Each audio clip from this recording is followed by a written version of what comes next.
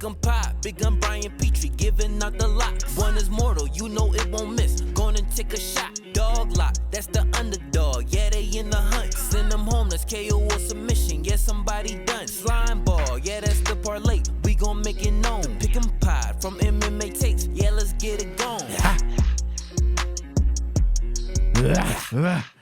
Ooh, what's up with the what's up? Finally doing a recap right after an event. I was looking forward to doing the recap on Friday. I'm like, Sunday's clear. I'm doing it.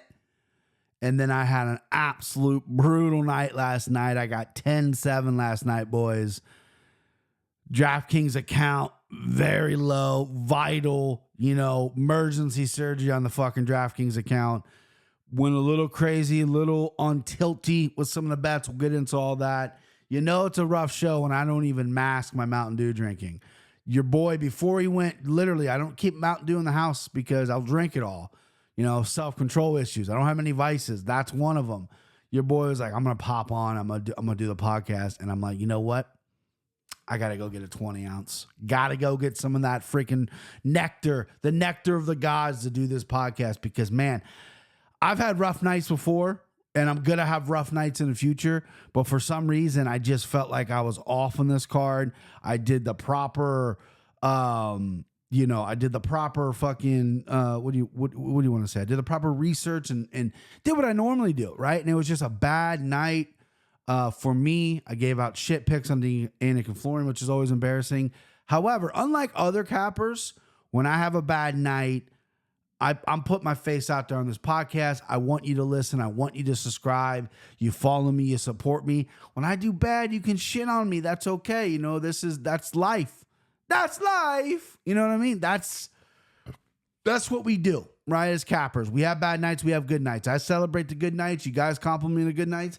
It's only right for you guys to shit on me the bad nights. But yeah, just a little down in the dump. So first off, Christian and I, when we head to head, Timbo was out murdering people on our little pick'em show. Christian hit every single lock, 3 for 3 on locks.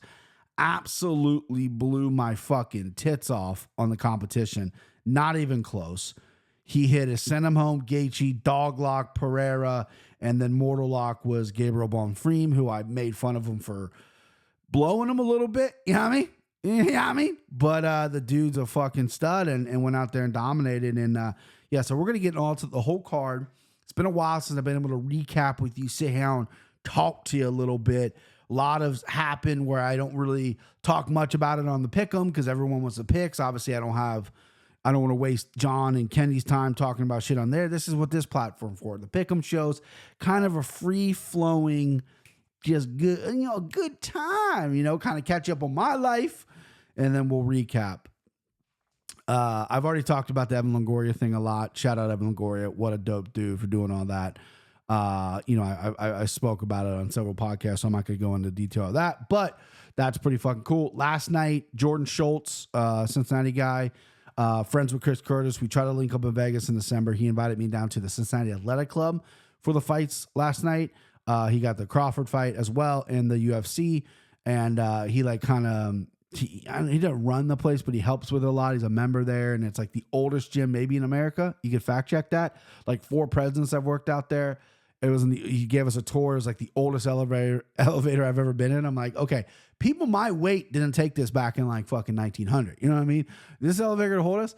But super cool dude, super nice guy. I really appreciate the invite. I brought my buddy Smitty down to watch the fights, and that was very generous, very cool. We were supposed to link up back in December.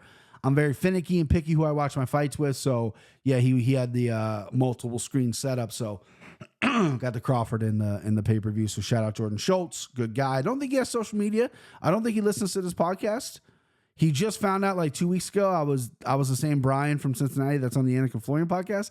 So, maybe he does, maybe he doesn't. But either way, I want to thank him because, that's very nice of him to do that.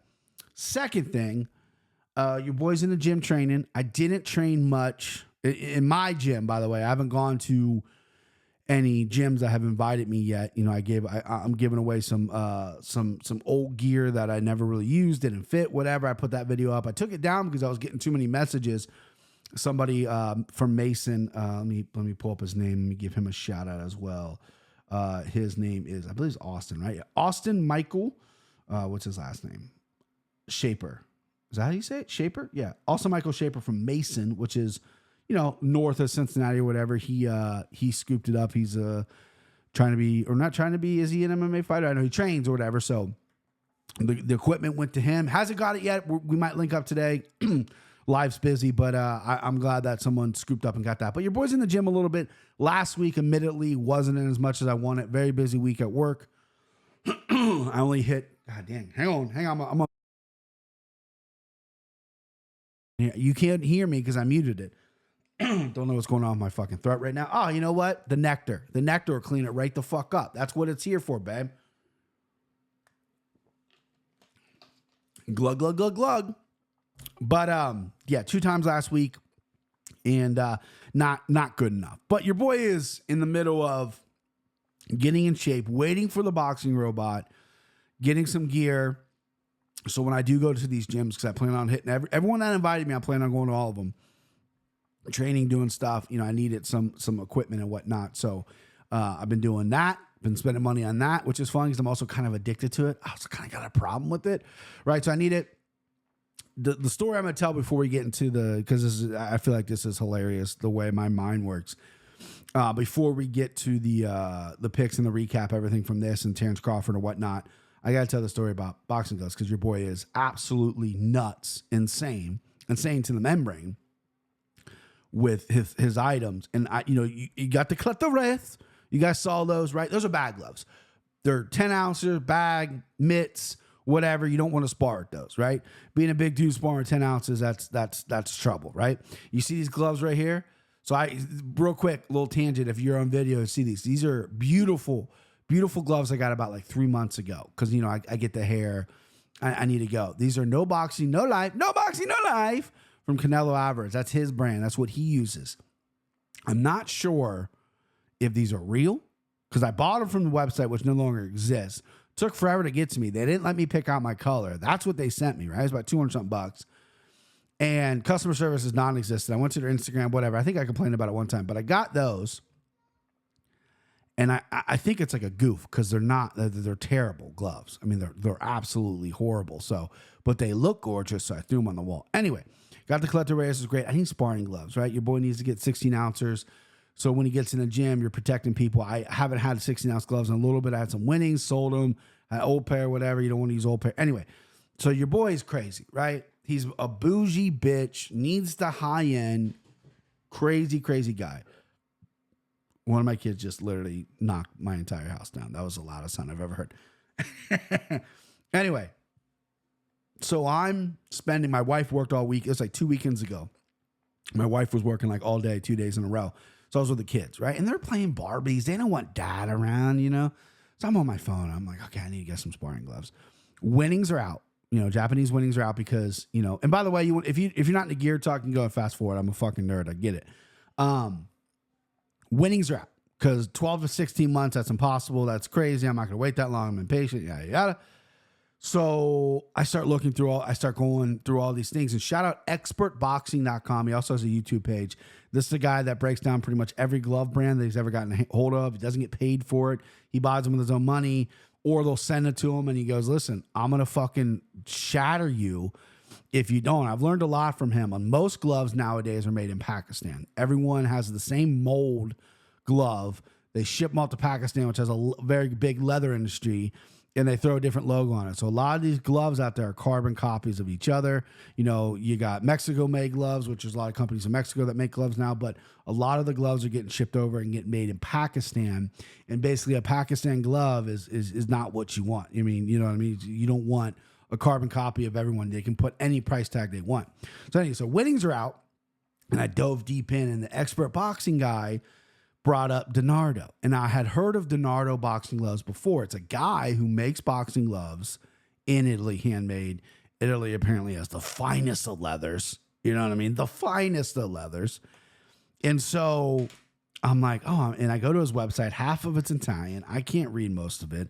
I follow him on Instagram. I'm trying to figure out how to order these things because Expert Boxing loves them. I watched a couple YouTube reviews on them. Everyone loves them. They're super high-end gloves. And, of course, being the bougie, high-maintenance bitch that I am, I wanted them. I needed them, right? That was it, right? So the only way to get a hold of him, so I sent him a DM on Instagram. He responded right back and goes, hey, hit me up on WhatsApp. Never had WhatsApp. It's a messaging thing or whatever. So I hit him up on WhatsApp. And he goes, yeah, so what do you know, and there's like a standard message he sent me, and then he finally got me back. He's like, hey, what are you looking for? It's like, yeah, so, I really like, I'm giving him my whole fucking life story. When basically I should have said I want 16 training ounce gloves because I'm, whatever. And he goes, okay, do you want the Altiers, right? Which is like the custom made ones. And you can get like all these different types of leathers, not just colors, different type of fucking leathers. You can get like snakeskin, whatever. He's like, but they're Altiers or whatever they're called. I was like, yeah, sure. Why not? Because I'm thinking custom winnings are $400. 1v1, which is the only boxing glove made in America, their custom gloves are $900. So that's on the very top end. And I'm thinking, okay, this guy's probably going to be in that range. And should I really spend money? I'm now in my thoughts. Wife's gone. No one's talking me off the cliff. I'm ready to spend $900 if this guy gets back to me or whatever. So he goes, okay, so here, and he gives me the breakdown of what the Altiers are, the custom made ones. And he goes, you get a bag with it, and you get like a custom, fucking glove bag. It looks like a Louis Vuitton, but it's like his logos on it. And he goes, in the starting price, obviously the price can go up if you use fucking alligator skin or whatever the hell. But he said the starting price for the Altiers were $2,395 US. $2,300. I literally was like, oh my God. I just immediately was like, yeah, those aren't for me, man. Like, that's way more than I expected. Couldn't find a price on it. Sorry for wasting your time. Yada, yada, yada. I could $2,300. Again, bougie guy.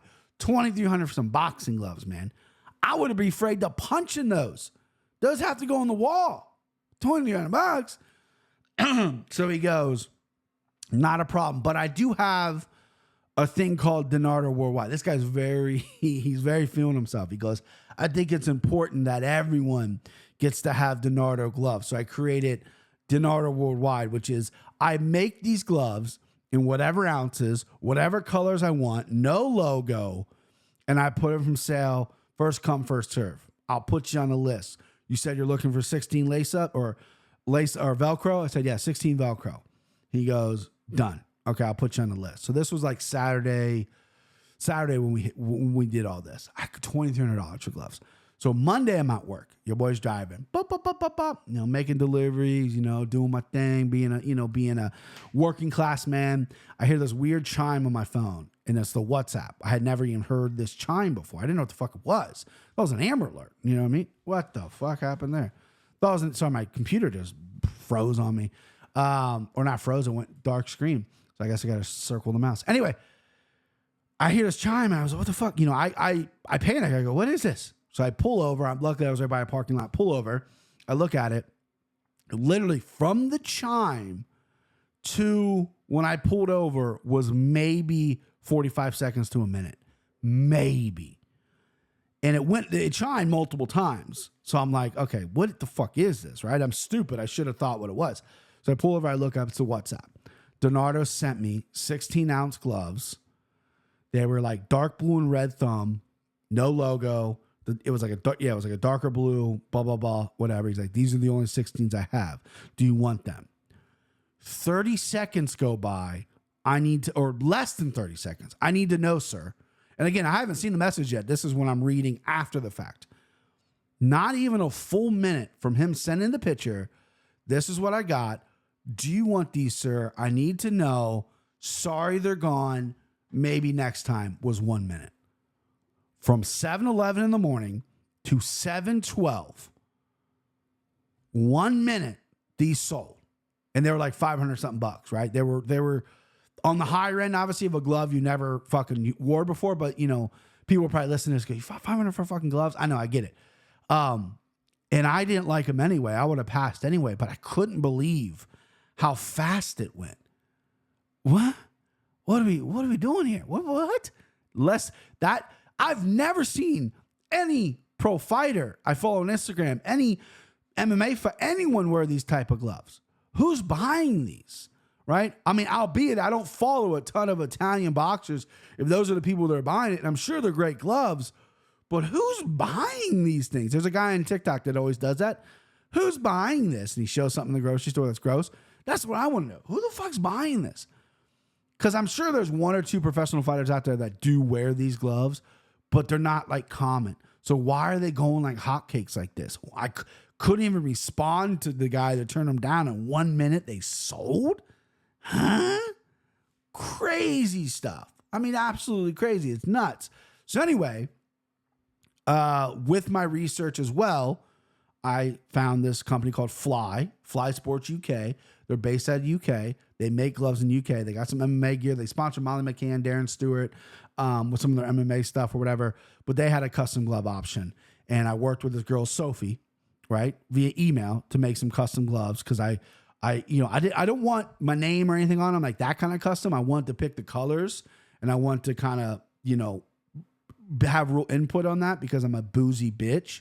And I've always wanted to do that with like a winning or something, but that's just too long. It takes forever. This is 4 to 6 weeks with Fly. So shout out Fly. They're awesome to work with. They made a sick glove. I haven't seen it yet. I haven't got it yet. This was 2 weeks ago I did this.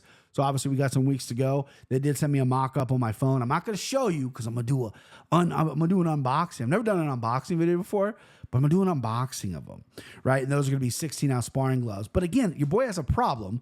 So while I'm waiting, I go, listen, I need another pair of 16 gloves. So my boy, shout out Box Up Nation in Dallas. Great shop. I want to go there so bad. It's like, seems like my shop of my dreams because I love equipment and gear and clothing, boxing shoes and all this shit. And I would love to sit there all day and talk to the guy about different kind of gloves and blah, blah, blah. I bought a pair of Salvatores, which I'll post on Instagram when I get done here.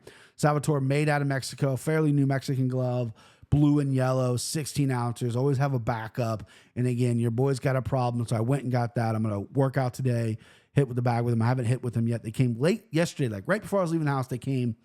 So shout out Box Up Nation. Again, I'll post a picture of those on Instagram. They're beautiful, beautiful pair of gloves, beautiful pair of Mexican made gloves. But yeah, then obviously I'm very excited for those Flies that coming in. And I've heard nothing but good things about Fly Sports. A lot of the UK boxers are using them now. Jared Anderson, the heavyweight from, I believe he's from Ohio, the heavyweight kid that's coming up undefeated heavyweight. He used them for a while. I believe he is now an Everlast fighter. But yeah, it's just some real dork shit that I'm on right now, baby. Real dork shit that I'm on right now. Like, I can't, if you show up to a gym, because I already think there's a bounty on my head when I go to these local gyms. I think I'm going to go in and flow spar with somebody and just get my fucking teeth kicked in, right? Which is fine, whatever. I'm a big boy. I can handle it. But you go to a gym with some custom gloves. Again, I don't have my name on them. I didn't do any name. I didn't do my kid's name. I just want to pick the colors, the colorway. And Flies are a beautiful pair of gloves. So if you go in with some gloves like that, where people are looking at you like, where the fuck you get those? Same with the Donardo. One of the comments of the Donardo gloves when someone bought one and they're like, how much was that? And they told them how much they paid. They're like, dude, you go to a hardcore boxing gym, you'll get your fucking ass kicked wearing those.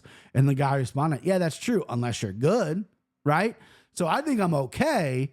I'm out of shape, but I got to get better shape. But if I go into one of these gyms, that's why I got to get the boxing robot. That's why I got to get in shape in the gym before I go get my fucking head cleaned off. But yeah, everything's exciting, man. I'm that's kind of the way my brain works. I'm back in the saddle, wanting to get in shape, wanting to train again. I was down 9 pounds. I think I said that on multiple podcasts. I am now up 3 pounds. So I didn't gain 12 pounds, but when I said I was down 9 pounds, I'm actually down 6. I've gained 3 pounds. I weighed myself this morning. Very upset because I'm supposed to be going the opposite direction. So I'm going to put a good workout in today.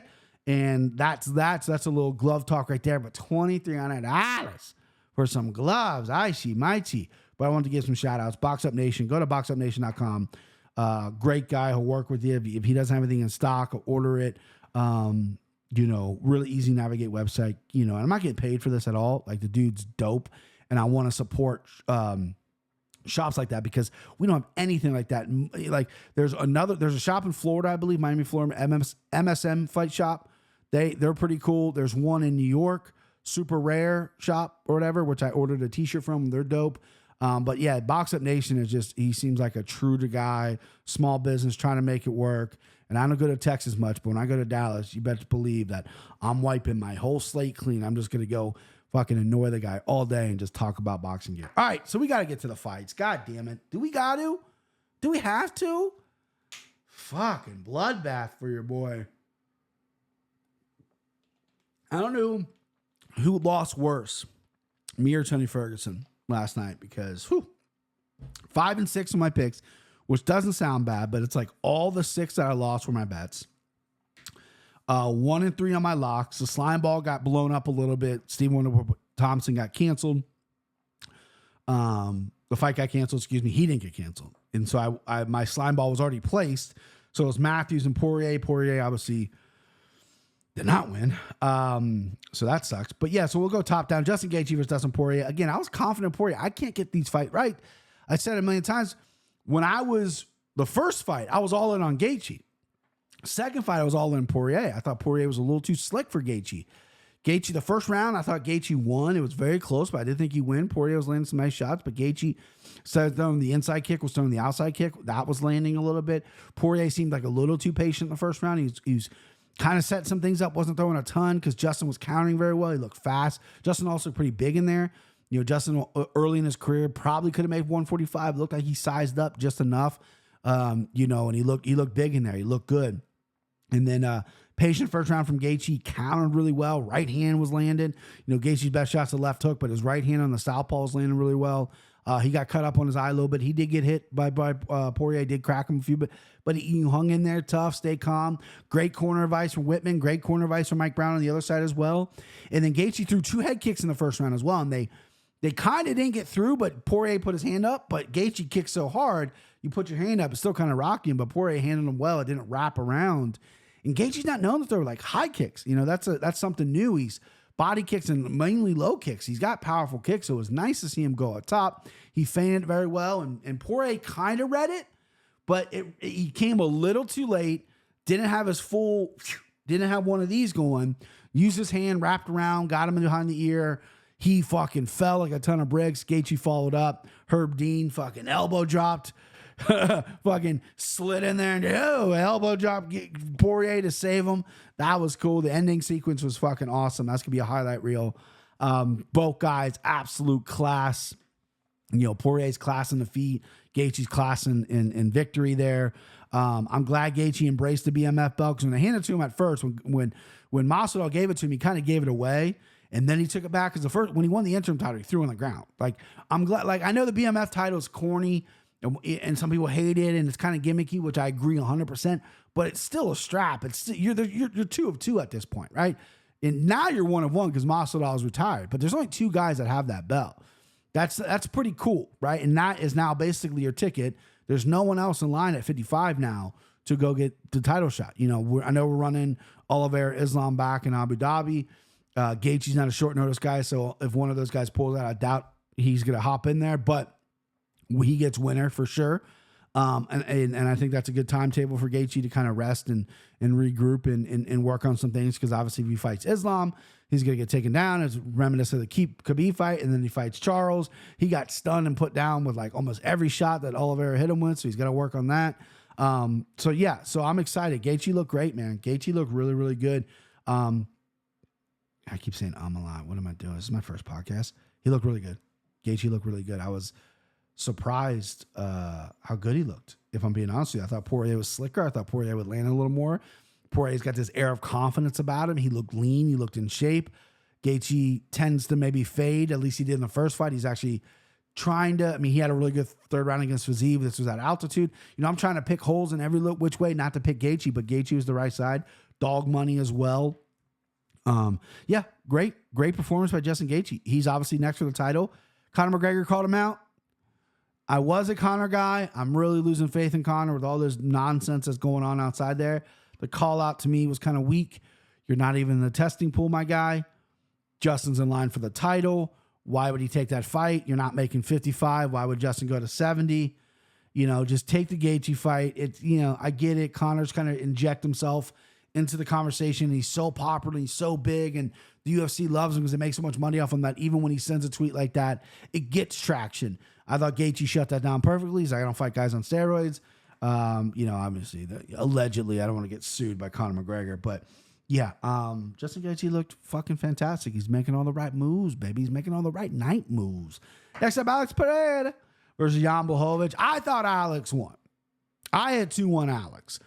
Jan landed some takedowns, did fuck all with them. He won the first round. He took his back, back control, didn't do much. But listen, you got the back control. You went for a couple chokes. That's your round. That's it, right? I get that. Second round, Pereira, I thought, controlled it, got taken down, got up, landed better strikes. That's Pereira's round. Third round, I thought the same thing. Pereira was dominant the whole time. Jan's toast, his legs toast. He's gassed, got that takedown, laid on him for like a 40 seconds. That's not winning the fight. It's just not. I had 2-1 Pereira, pretty confident in that. I had Pereira in a single bet, one of the few bets I won. I told everyone on Twitter, because I feel like a fraud right now. I got to expose myself. Told everyone on Twitter, if Pereira comes out face paint, I'm unloading it all, right? He didn't come out on the weigh-ins on face paint. So I'm sitting there building my bets on Saturday because I place a few bets. I'm still in the habit of only placing on Saturday because I used to drive to Indiana. That's the only time I could place on Saturday. So I still have a habit of that, but I do play some early bets, right? Pereira wasn't an early bet.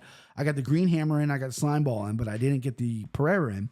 So Saturday morning I wake up and building my bets. And then I start playing with the kids or whatever. Didn't fire any bets off. And then it was like time to, I took a nap because I was gonna be up late and it was time. And then my kids left and it was time to get up and go. And I start getting everything. My packages came. I'm looking at inspecting the gloves and doing all this stuff. Packing my blah. So then when I get down there and I get down to the Cincinnati Athletic Club, meeting Jordan and he's giving me a tour. I'm sitting in my head. I gotta fire our bets. So I go and I start firing out bets. And Pereira was one of the last ones I bet because he's at the end of the card. So my money wasn't thick. My money wasn't as fat as it wanted to be because I already placed all these other bets. And I went, fuck. I was supposed to unload it, even without the face paint. Very confident read by me that Pereira was going to win. Kind of a lackluster fight. So I didn't even do a full unit on Pereira. I got him at minus 110, minus 105. It wasn't dog money when I got him. But yeah, so I doubled my money, which is great, but still I already lost that double, so it didn't matter. But I thought Pereira in altitude looked pretty good. He looked big in there. It looked like he stuffed his ass with some ass pads. Like his ass was huge. That dude had a dumper on him. I was like, me and my buddy are like, what? This dude's got pads in his ass. Like, what? Look how big his fucking ass is. Blachowicz looked 40, right? This is back-to-back performances where Blachowicz did not look good. I was there in Vegas. He was picking Ankalaev apart and then got grappled, got taken down, did not look good. Boring fight. This fight, another kind of lackluster fight. Couldn't really only blame Blachowicz. There were some striking exchanges where he did well. He landed good strikes on Pereira, but Pereira didn't really unload either. There was a moment in that second round where Jan looked cooked and Pereira kept touching the body, kicking his legs. He had a huge golf ball sized lump in his leg. And then all of a sudden he was afraid because Izzy caught him with that overhand right. So he was, he was kind of keeping him at bay and just picking him apart. I feel like there's a couple big shots he could have landed in there. Took a little bit of a chance to maybe put Jan out. Jan's tough as dirt, but I thought he looked 40. He looked every bit of 40. Unimpressed by Jan. As far as Alex, I like him at 205. That ass is fucking juicy and thick at 205. He's a big dude. He gained like 23 pounds after weigh-ins. His cardio checked out as well. He got ragdolled in the first round, kept defending takedowns as well. That's going to zap you, especially if you're a striker. But Jan faded. He didn't. So I like him at 205, right? Now I thought he said some smart things. I'm going to stay at 205. I'm going to try to get the title, and then I'll solve the Izzy thing. Because Izzy thinks it's over. 2-0 in kickboxing, and then they're 1-1 in MMA. I think there's got to be a trilogy. MMA is all about trilogies. Got to be a trilogy at middleweight. I think Alex wants to get the 205 pound belt, which is wide open for him to do it. Jamal out. He matches up well with anybody at the top of 205, in my opinion. Alex does. Him and Yuri would absolutely be fucking bonkers when they fight. But yeah, so Alex is going to fight for the 205 pound title sooner than later, for sure. And then if he gets that, then maybe defend it or maybe go down and fight Izzy. If Izzy wants that, because Izzy 85 is, Drekus is there, but he's out with a foot injury. Sean doesn't kind of want the fight. I don't know what's happening with Izzy. He's trying to defend the title in Sydney. We'll see what happens. But Alex Pereira, I want to expect it more. He did land a nice little left hook. Jan stuff is dirt. Was kind of expecting a knockout from Pereira. But, I'm happy that one of my few reads that I was very confident won. And a lot of people like Jan. Probably people thought Jan won. I get it. It's going to be a highly contested, decision. But I had it 2-1 Pereira, so go fuck yourself. Bobby Green versus Tony Ferguson. Let me itch my ear real quick because I'm trying to say something about Tony Ferguson that's not so negative. You know what I mean? Because there's not much positive to say. I've kind of said it all on Anakin Florian and my own podcast with Christian. I don't want to be a guy that repeats himself all the time, but this is a guy that wanted to play baseball. He said the UFC's holding him back from that. He was talking about how a bear was tracking him, or 2 bears were tracking him on a hike with his wife and kids, and he pulled out like a pocket knife really weirdly. Like, what the fuck's a pocket knife gonna do, bro, with 2 bears? What are we talking about? Like, we're entertaining this. Like, media, like, no one puts him in check. No one goes, bro, that just sounds made up. That sounds crazy. People accept that he's a nutcase. People accept that he's crazy. People also accept that he's almost 40, 0-6 in his last 6, has been finished twice in a row now by submissions. And this is a guy who's going to go on Instagram or go on Twitter, start training again and act like he's going to go for a title. He's had 5 fights in a title, baby. I think literally, I think fuck it. This is MMA takes. This is the very first shirt I made right here. See that? Takes. I got to give you some takes. Cut him. He's a big paycheck on your payroll. He ain't winning fights. He's not high level. He's almost 40 years old. He was complaining about everything with the promotion. Cut him. He did you a favor by fighting Nate last time out. So maybe they owe him. He's been in the UFC for a while. They value loyalty. Don't know what his contract situation is, but he gets paid a ton of money. Fan favorite. People like him. Cut him. Let him do bare knuckle. Let him do Bellator. Go over to Japan. Bellator PFL might be merging. Cut him. Get him out of the UFC. Doesn't need to be. Bobby Green submitted this guy in the 3rd round. No shots at Bobby Green. Bobby Green is an excellent fighter. But if Bobby Green submits you, it's time to go. You know what I mean? Especially when you're making $200K the show. Possibly. Yeah, it's time to go, man. Bobby Green, been around forever. Hasn't really had a super high-level win. I picked Tony on the Anakin Florian. Kenny and I both were on Tony. I switched my pick on my show. Goddamn, fucking switched my pick on my show. And didn't switch the pick officially with Anakin Florian. I should have probably texted that. But let me see if I can fix. Should I fix this now? Because my screen keeps going off pretty goddamn quick. Screen time. Nope, that's not it. Desktop dock displays. Here we go.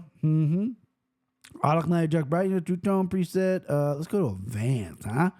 Allow your pointer and keyboard nearby. Slightly dim display on battery. Prevent attempts of sleeping.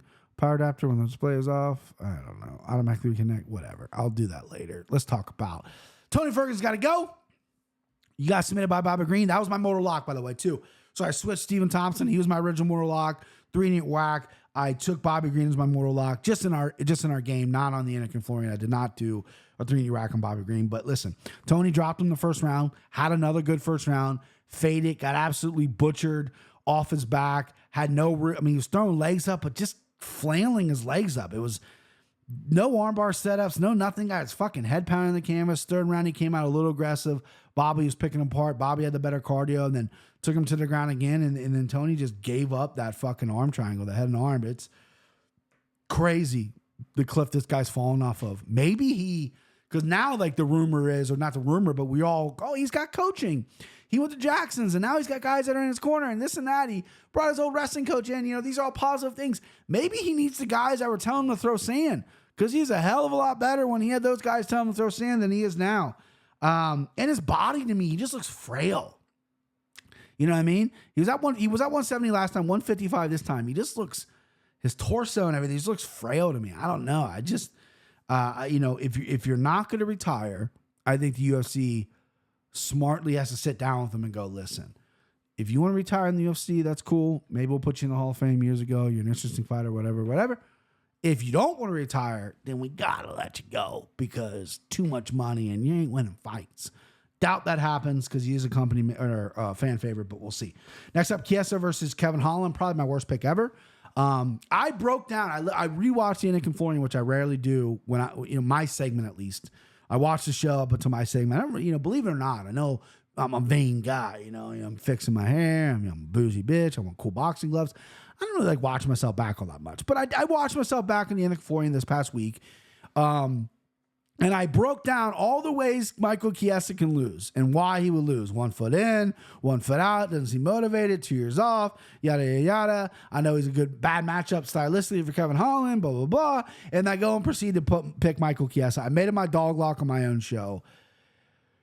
Fucking embarrassing. And he was my Green Hammer play. I need to take this Green Hammer and stick it in my fucking ear. How stupid that was. It's an embarrassing play. My Green Hammer play, which there's a lot of options on this card to do, I settled on for some reason. I wish I could go back and kick past Brian in the teeth.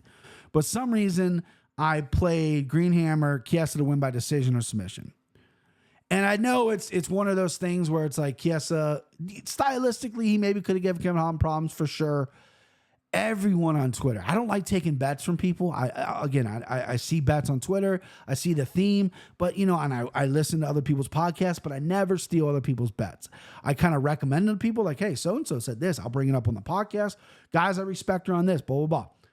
A lot of people like Kevin Holland by submission. I believe at one point it was plus 600. Not sure what it closed at. A lot of smart people like that. Told my buddy, hey, people like this. He played it, obviously hit it. And I wouldn't accept a bet. I thought that was a good thing to lose because a good bet because Michael Chiesa has been submitted before. That's what he does. He kind of puts himself in these positions, especially the Darce choke. Masvidal got him, Luque got him, and Kevin Holland's got those long arms or whatever. But I don't know what I was seeing. I really don't know what I was seeing. It's obviously hindsight 2020. It's after the fact. Chiesa looked fucking piss poor or whatever. But man, his stand-up has never been good. His stand-up was an all-time bad last night. I know Kevin Holland is head and shoulders a better striker, but Chiesa would throw a punch and then like drastically cover up.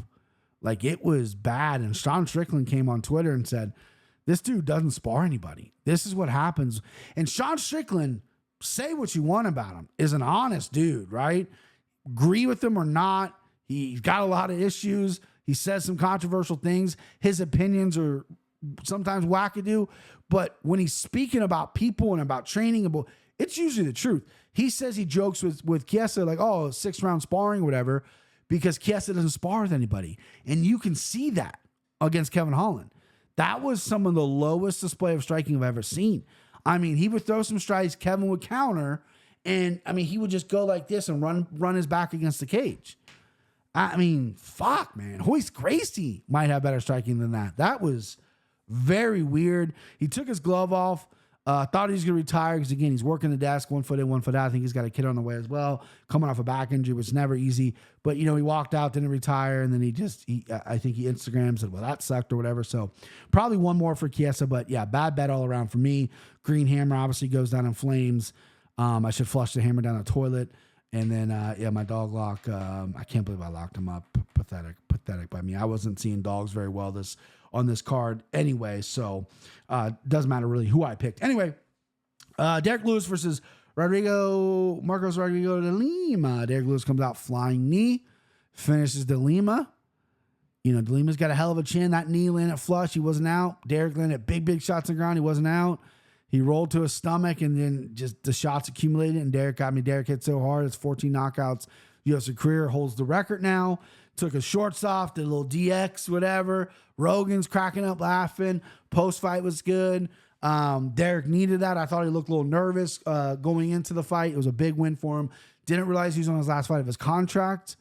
That's a big win for him because now the UFC has a decision to make. Derek Lewis, holds your company record for knockouts, 14. He's an exciting guy. He's almost 40 or is 40. Older guy, heavyweights. I know it's a mixed bag, but Big paycheck he makes, right? You can throw him on more headliners in Texas and watch him lose. He's a fight night headliner. He can go cycle through the heavyweights again that he hasn't fought. Sure. But I think the best case for him is the PFL. The PFL, he's got unsolved, he's got to win over Francis Ngannou. The PFL has maybe 2 heavyweights realistically that could fight Francis. That would pique my interest. Could you sell pay-per-views off it? Depending on the card, maybe. But Derek Lewis Francis rematch, even though their first fight was one of the worst fights ever. Bad. Derek, they just literally, the judges just drew a name out of the hat to see who won that fight. It's something that they could use, because I think this is what's going to happen. Here's Brian deciding what's going to happen, okay? So they're going to go, Ngannou's going to go and get butchered by Fury in October. He's going to lose a little bit of steam. He's going to get paid a ton of money to do that, but he's going to go get butchered by Fury. It's just going to happen, right? And then from that, he's going to go mid-year 2024, he's going to fight. So let's say March, April. It's all basically August now. There's like a 60-day matching period from the UFC. So that puts out Derek Lewis probably October. Throw his ass ringside at Fury Ngannou and already have Ngannou's next MMA fight lined up, because you got to build that steam before Ngannou gets just embarrassed. Ngannou's been harping boxing. He's getting paid a ton of money. You're going to watch him get just absolutely lolloped in there and go, wow, was that a $10 million performance? Probably not, but this is an MMA fighter. Oh, look, we got Derek Lewis, who's charismatic, who has a win over Ngannou. Let's build that fight for early spring in the PFL. Win. We're all winning. That's what I think should happen. Derek Lewis will get a guaranteed $2 million. I think he would deserve the $2 million going in, adding that life to the PFL heavyweight division. But we'll see. It also seems like he's a loyal UFC guy, likes to be in the big show. It's the big show, whatever. But when you're this late in your career and you've already kind of fought every heavyweight there, unless you are really looking at redemption and rematches and this, I think that's the best place to go. PFL, get your money. And then if you lose Ngannou, there's always that rubber match. Get you more money again. Possibly retire. Possibly go do other things. But there's options out there, baby. Hire me. Call me. I'll be your agent. Let's work this out. But that's the way it should go. But yeah, I actually picked DeLima in that fight. Bet DeLima kind of heavily as well. So I'm a fucking idiot. All right, next up, Gabriel Bonfim. Christian's mortal lock versus Trevin Dallas. I was on Bonfim. Didn't like how high he was. Had a small baby bet on him because I was like, I need to pick a winner here, because I was losing in the earlier night. Picked a winner, did money line. He was a high money line, so I didn't get a ton of value out of it. Just wanted a winner on the board. Great guillotine. Trevin Giles kind of fell right into that, but Bonfim closed the show. Tight guillotine. Yeah, that kid's good at 170. Undefeated at 170. And is an interesting guy to move forward at 170. There's a lot of guys at 170. He's a guy you can kind of throw in there. What about him versus Renat Fakhretdinov? Undefeated versus a fucking killer. I mean, man, let's go. Roman Kopylov versus Claudio Ribeiro. Kopylov, again, this is a guy I sung his praises before he came to the UFC, dropped 2. I looked like an idiot. He has now won 3 or 4 in a row. I liked how he handled himself in the first round. He got clipped a few times, hard shots by a guy who does have some knockouts on his record, and handled it fucking well. And then came out the second round calm and just kicked his fucking teeth in. Beautiful head kick knockout by Kopylov. Called out Sean Strickland, which in hindsight, you'd be like, oh, Sean Strickland's right there for a title. This might not be a great call out, but Sean Strickland's the type of dude that would fight this guy. This is a fight night main event waiting to happen. Sean Strickland's like, what? Yeah, I'll fight him. I don't care. You know what I mean? That's the strict kind of, so I kind of love the call out because that's the kind of dude Strickland is. Kopylov looked pretty good though. Vincent Salvador versus TJ Vergara. Hated this fight. Vincent Salvador's showboat the whole time, did fuck all, was mad that he lost. You did nothing in there, dude. Every time, you do one of these after, it was a sparring match. The announcer said it best. He boom, boom, boom, or Vergara throw a shot, he waving and that's what, trying to reset. That's what fucking sparring is. You weren't doing anything. Your corner's telling you, bro, you got to hit this guy. You got to get after him. He didn't do any of that, right? Vergara, I thought, did some of that. I mean, he was to blame as well, but he was at least going for it, throwing big shots. He won the decision. I was on the opposite side. This was a dog play for me as well in Salvador. I will never bet him again. I think I might hate him. I think I might hate him. Yeah, no, you know what? No, thinking about it. I fucking hate him. I hate him. Salvatore, you're in the graveyard. Jake Matthews versus Darius Flowers. Okay, so I'm not super upset, right? Because I don't think Darius Flowers is a liar. I had a Jake Matthews. He's obviously in my parlay, but I really like Matthews in the spot. And I go, okay, Matthews, I think, could finish this guy. How is he going to finish him? Submission, it's there. But I really think he's going to probably TKO him. He's been boxing a lot lately, a lot of stand-up. Flowers likes to throw, a little bit wild in there. And that's what happened. That front kick, toes touching the fucking liver or the gallbladder. Those toes fucking tickled an organ in there. He went down nut shot. Don't know if it was a nut shot. His heel pressed against him, but if you're wearing a cup, nah, that's a TKO. That's a TKO. Lost on a ticket. What happens? He comes out and he submits him, and I lost the ticket. I got Matthews to go on in my parlay, but Poirier blew it up, whatever. Matthews, again, still young, talented as all get out. Tough fight. Tough fight against a guy who probably shouldn't be at 170, if I'm honest with you. He's a 205-pounder, Darius Flowers. Trains with a good camp, has power, is a little wild in there, is confident, has knockouts. Matthews could have walked into some things like that. He kind of did at some point, kept his composure, landed good strikes himself, fired well off the cage. Wasn't the cleanest performance in the world, but again, this is a good win. This is a short notice, opponent that you want, that you beat, that you should have beat, and you did, right? And you got him at a pretty low number. I'm not mad at Jake Matthews' performance as well. Now we got to kind of move him up a little bit, I think. Beat Filo, lost to Sam Ellsberger, beat Flowers in short notice. Let's give him a name at 170. Gabriel Bonfim was on this card. That'd be a fun fight. I think Bonfim probably win that fight. But you know what I mean? Let's kind of give him some guys now because Matthews, time to take the baby gloves off, right? The inconsistency needs to stop. You're 28 years old, got loads of talent. Take the baby gloves off. Let's see what you got. Miranda Maverick versus Priscilla Cachoeira. I had Cachoeira in this fight. Didn't care about this fight. Cachoeira stinks. Miranda Maverick stinks. That's just what it is. She was supposed to be the next big thing. She's not. She won by armbar. Cachoeira still has no submission defense. What are you going to do? Won in a brawl. Maverick smartly took her down. But I'll never be able to play Maverick at that number. Didn't bet that fight. And then we got Matt Sellensberg versus Usho Medic.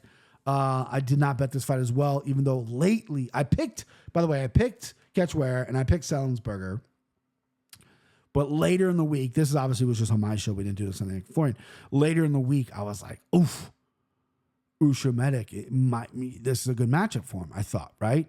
I did not see it going the way it did. Spinning forearm, basically. I know spinning back face, but the forearm got Sellensberger, TKO'd him. Medic looked big in there, right? Sellensberger came out, long hair, glasses at the way, and he looked like your weeds dealer. You know what I mean? Just his new look is, whatever. He had the mullet, then he had a shaved head. Now he's got the long hair. Guy's hair grows fast as fuck, right? But I'm starting to think Sellensberger just might not be that guy. Look great against Jake Matthews. Look good against Jeremiah Wells. Couldn't get him out, but looked good. Lost the fight, which I thought maybe he won. And then laid an egg in this fight. This is a winnable fight. He was a favorite, a handily favorite in this fight, but Medic got him. So there's that. There's a card, 5 and 6, 1 and 3 on my lock. Slimeball dead, Green Hammer dead. I've already printed out next week. I'll be in Nashville next week, so I gotta do good. I'm going to be live betting Tennessee, your beautiful state. You have live betting. Be sitting in my seats, live betting every fight. But I'm going to do double the work that I normally do. That's what I do on Sundays. So I'm going to finish this up, post it, do a little work while I'm posting it. It takes a while to upload, all that bullshit. And then box, shower, more work, more back into it. Because sometimes I don't like overloading myself with footage because then I second guess myself. It's too many things coming in this crazy brain. So I like to keep it simple. But I think I'm going to push it a little bit more. I'm always KISS. Keep it simple, stupid. I think I'm going to push it a little bit more. Go past that a little bit. See where we get. Because 5 and 6 with missed bets and my DraftKings bank account or DraftKings balance is on fucking life support.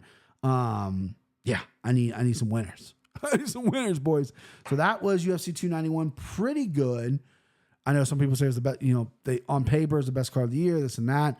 Missed the Wonderboy fight. I thought there was some great performances. Justin Gaethje blew me away.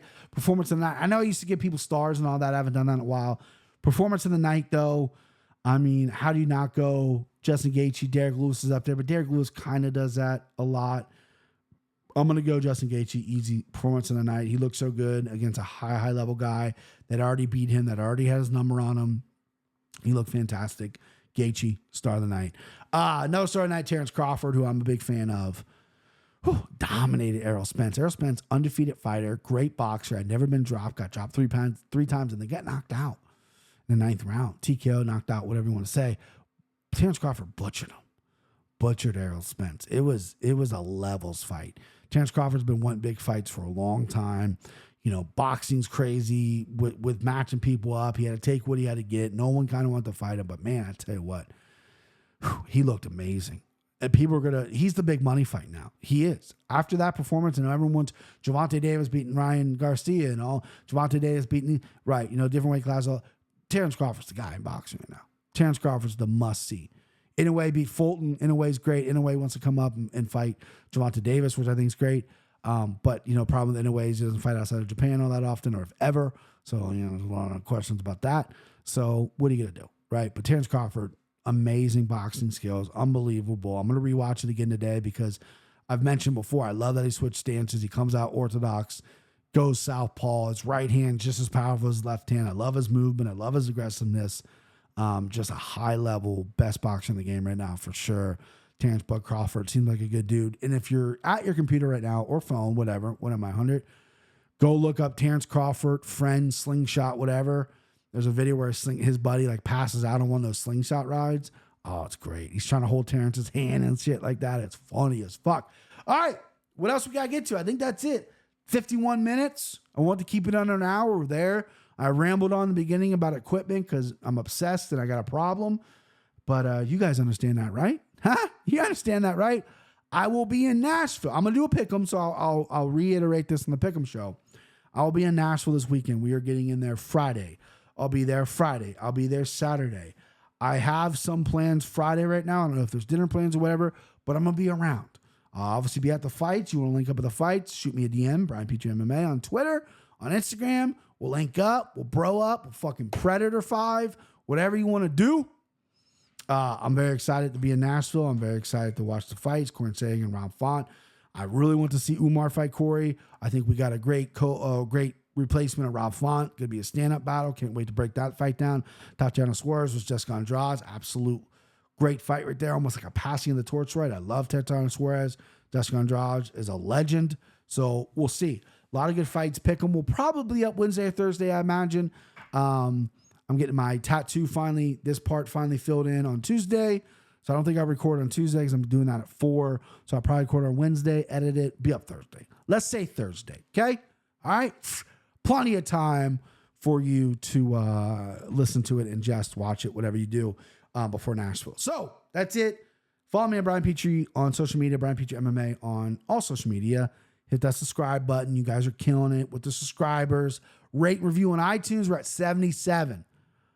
I want 80 now. I was at 71. You beautiful, gorgeous listeners, watchers got me to 77. So go to Apple Podcasts, rate and review me. Get me to 80, baby. 80, baby. You guys are awesome. Without you, wouldn't be anything. You guys are the best. Let's fucking go. Let's do it.